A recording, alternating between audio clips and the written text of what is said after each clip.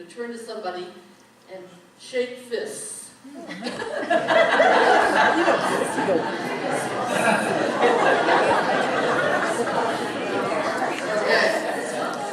Doesn't have quite the same feel, does it? And even though this bump fist thing that we do nowadays is a little bit better than, an angry fist, it still doesn't have that intimacy of touching someone's hand, of holding someone's hand, even if it's in a handshake. So there's a saying that it's you cannot shake hands with a clenched fist. And it's been attributed to Indira Gandhi, to Mahatma Gandhi, to Walter Winchell. It goes all the way back into the 50s, where the statement came from somewhere, that you cannot shake hands with a clenched fist. So, the human condition is that shaking our hands, or shaking our fist, either literally or figuratively, at those with whom we have differences. That's what the human condition is. I mean, how many times? You may not shake your fist at somebody literally, but how many times have you shaken your fist mentally, figuratively, with those people you disagree with? Whether they're family, friends, politicians. Politicians are always popular people to shake our fists at, right? So that's the human condition. That's what we do when we're not really living our spiritual principles and not knowing our oneness, our connection as human beings. And the spiritual solution is to, at least if you can't hold hands, shake hands with strangers. And by strangers, she's talking about not necessarily people you don't know. Sometimes it is people you don't know. But it's just also those people who you feel estranged from. I just made that up, but anyway, that's kind of what it means to me. That those people that we feel that even though we know this person, they're, we can't figure them out. They're strangers, and because their beliefs are so different from ours, and whatever. So the affirmation that I would like you to affirm, I'll say it twice, and I invite you to affirm it afterwards.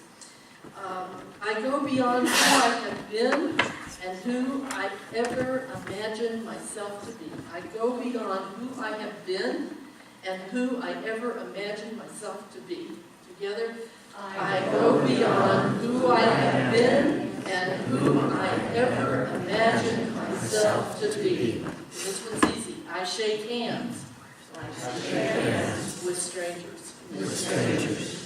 So that's what we're being called to do today. We're being called to go beyond who we have been. We are being called to go beyond who we have ever imagined ourselves to be. By braving the wilderness. By shaking hands with strangers. And so I'd like to share 3 direct experiences I've had of this that came to me as I was preparing for today's message. The first one was in, I believe it was 1967, 68. I was a mere infant who had just graduated from high school. And I was working in my first real job. I was a clerk typist in the office of the Joint Chiefs of Staff in the Pentagon. Whoa. Okay?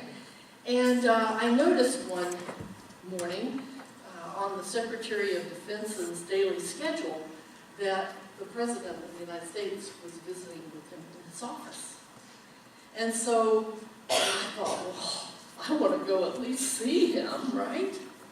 So I worked right downstairs from River Entrance, one of the main entrances to the Pentagon.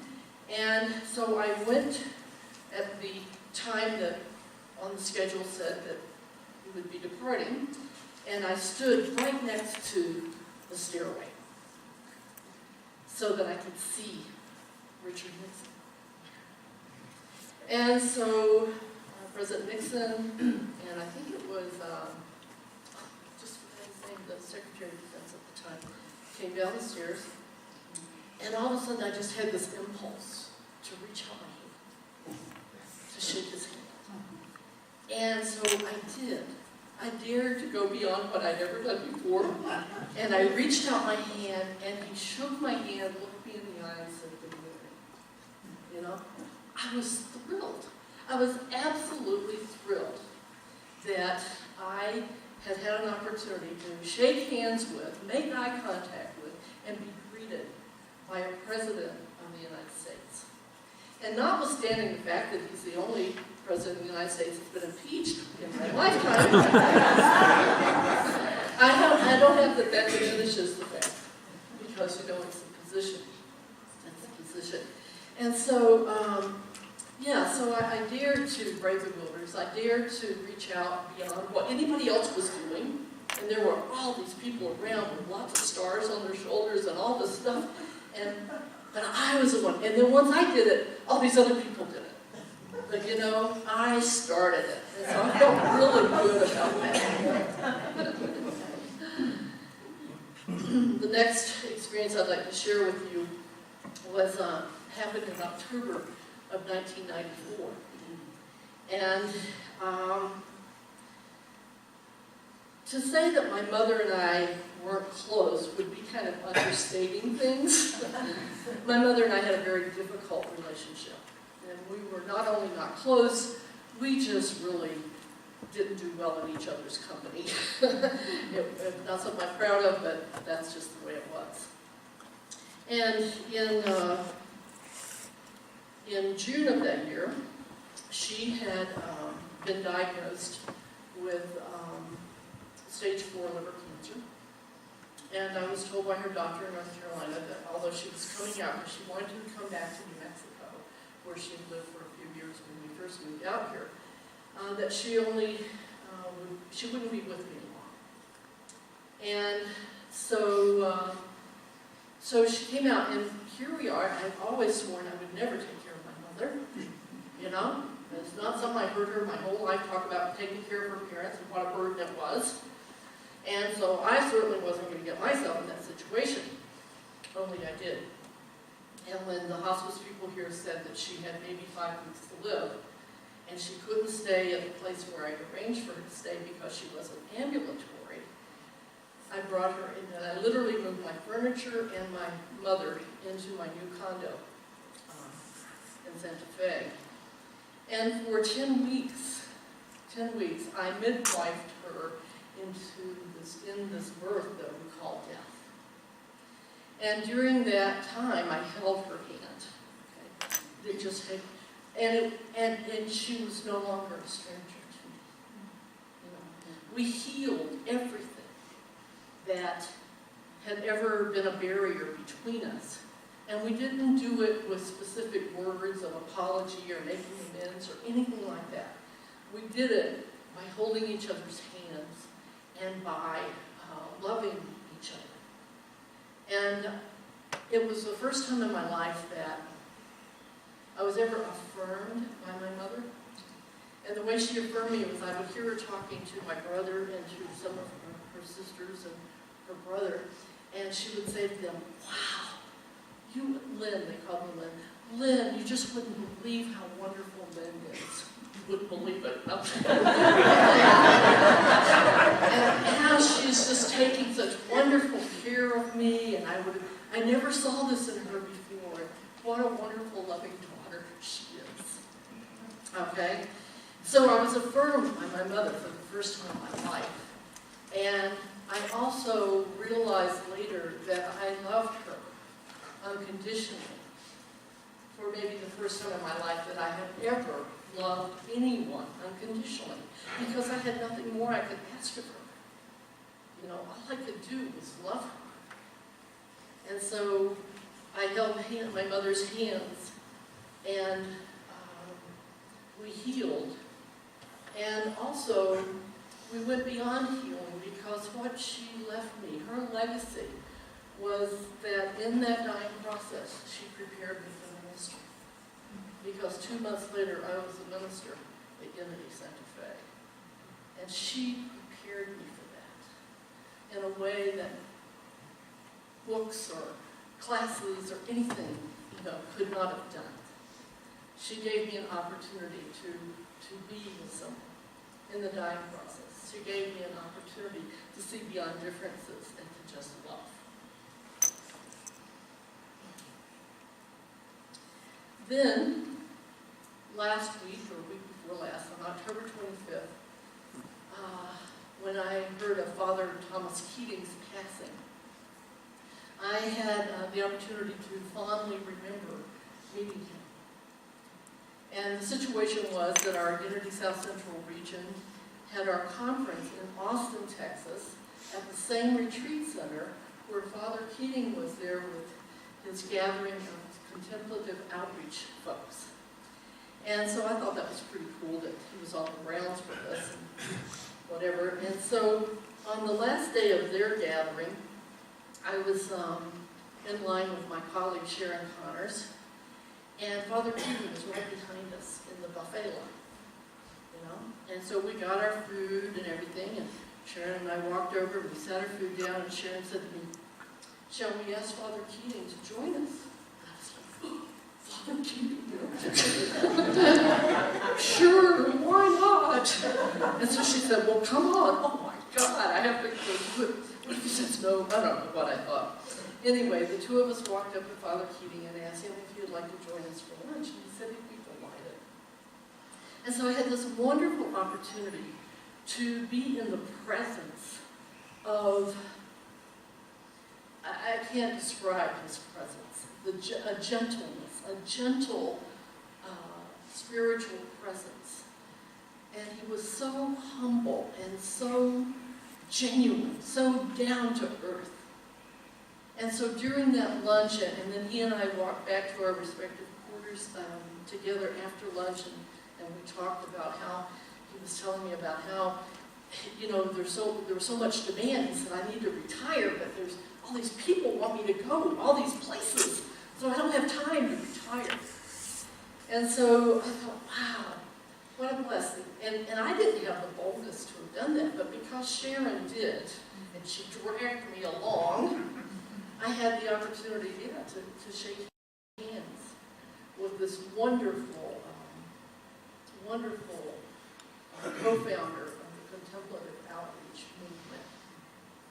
So I went beyond myself, beyond what I thought I could be, in order to make that connection. So that's what this chapter to me is all about.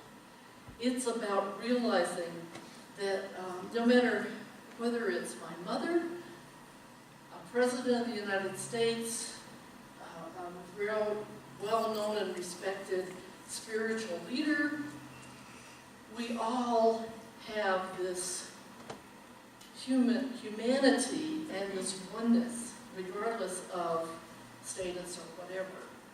And that we have this longing for this human connection with each other, with other people. And so, if we can realize that about these people who are strangers in our lives, then I have it that we can reach out to them. I read a story, and I can't tell you who to attribute it to because it was one of many I read in preparing for today's message, and I tried to find it this morning and I couldn't. So just know that I Googled it and it showed up. And it was a woman in Fayetteville, Arkansas, who was at an Enough is Enough rally. And there was a lot of people on both sides with their fists, right? And the fist energy, whether they were actually doing their fists or not. And this one guy was being particularly fist-in-your-face type of behavior. And she had this box of donuts that someone had given her. And so when he came over by her and he was doing whatever he was doing, she said to him, "Would you like a donut? Would you like a donut?" And he said, "Yes, I would."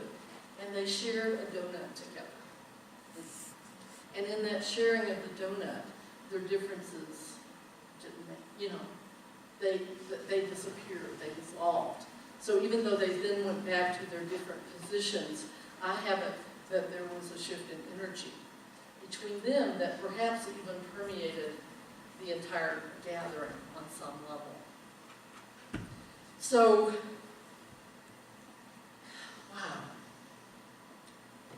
Brave the wilderness.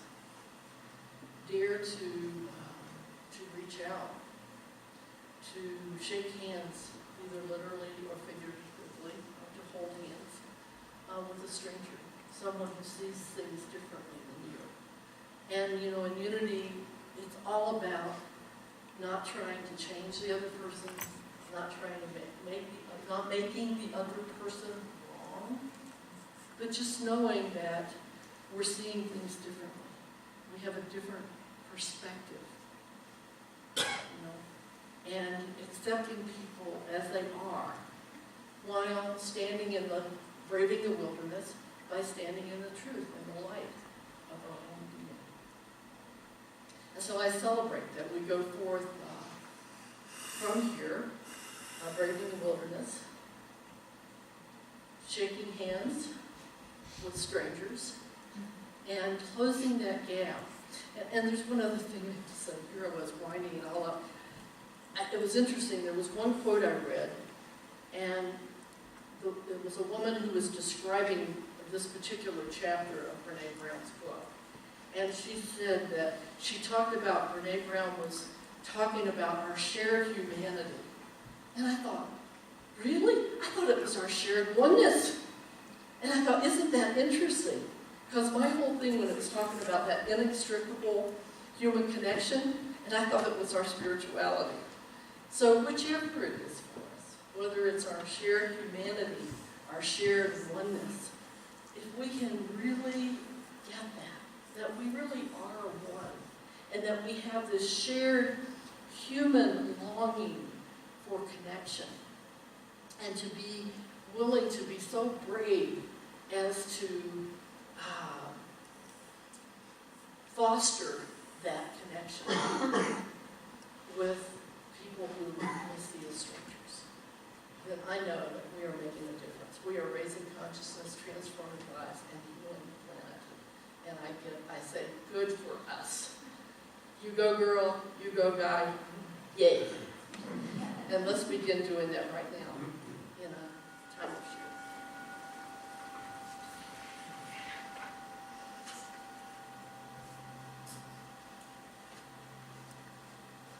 And so we take this moment to brave the wilderness,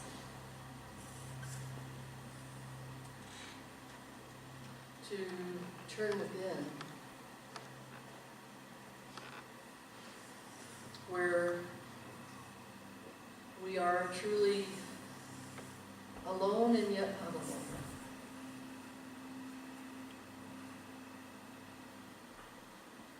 We seemingly turn within in our aloneness to the allness of that one presence, that one power, that is our divine nature.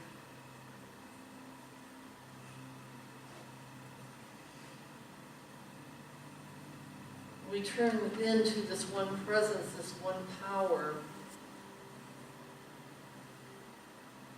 in a reaching out to develop a deeper relationship, so that we are not a stranger to this divine nature that is our true nature, our essence.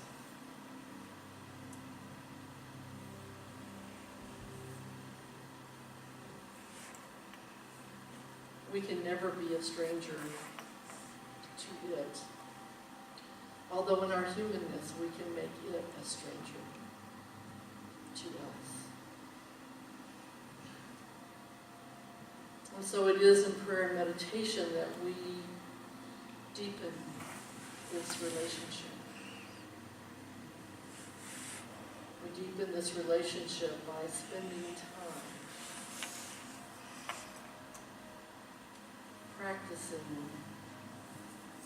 the presence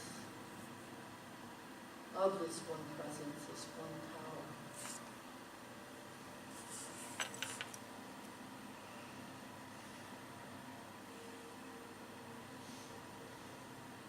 And as we deepen this relationship in our daily practice, our daily spiritual practice,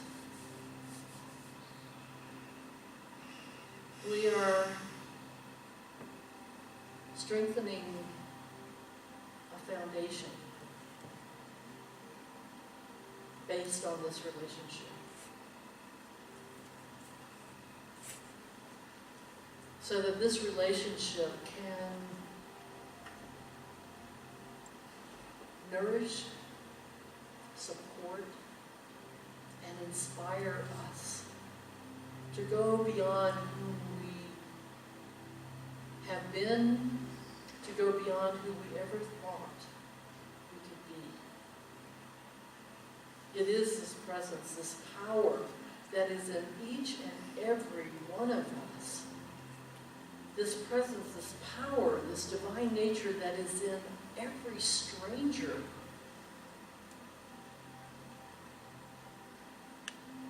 This presence, this power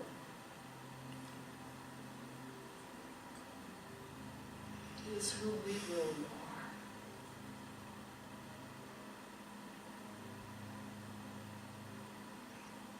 And so I invite us to just rest for a few moments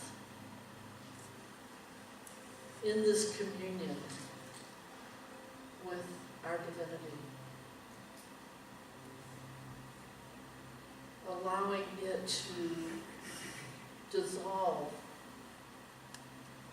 any part of our humanity that is out of alignment with it.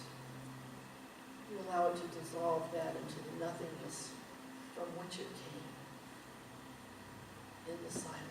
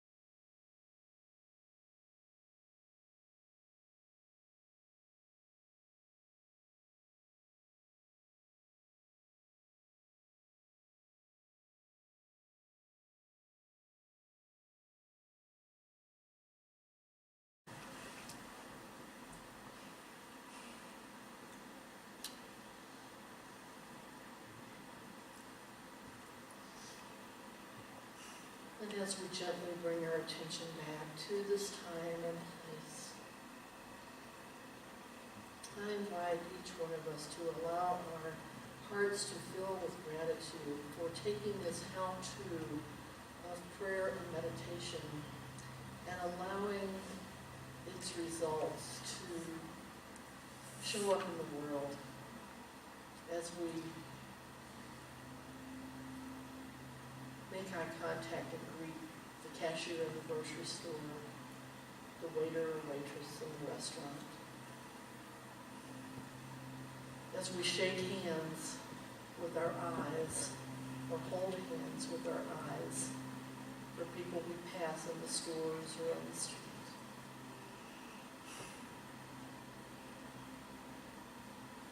For the wisdom, for the courage to brave the wilderness, to shake or hold hands with strangers. On our behalf, I say, thank you, thank you, thank you. Divine nature that I am, that it is so, so it is, and so we are.